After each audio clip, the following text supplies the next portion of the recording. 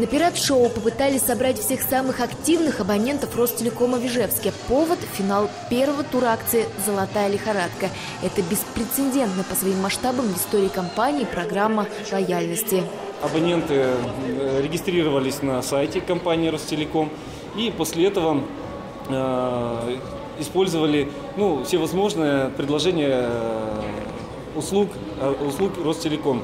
Это были такие акции, как увеличение скорости доступа в интернет, это подключение дополнительных опций в услуги интерактивного телевидения.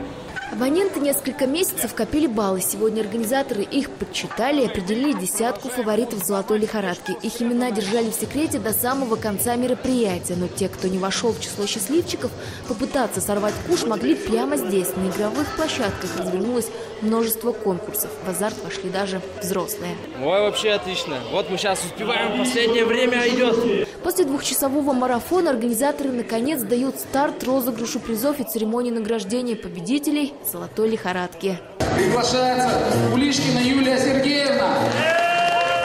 Много говорить по телефону и пользоваться интернетом, плюс вовремя оплачивать счета за услуги. Маленький секрет большой удачи живчанки Юлии Кулишкиной. Ей достался золоой приз номиналом 30 тысяч рублей. Мама 3 детей признается, победа семейная.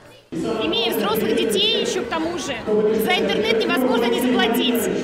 То есть много интернета вы пользуетесь, да? Да, конечно, очень много, во всяких причем целях, и в семейных, и в школьных, и так далее.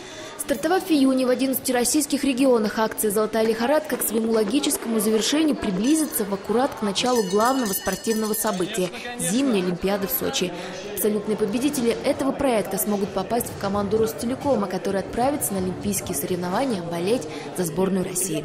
Становитесь сейчас участником программы «Золотая лихорадка» от Ростелеком и получайте больше шансов на поездку в Сочи. Анастасия Редько, Илья Дерендяев, телеканал «Моя Удмуртия».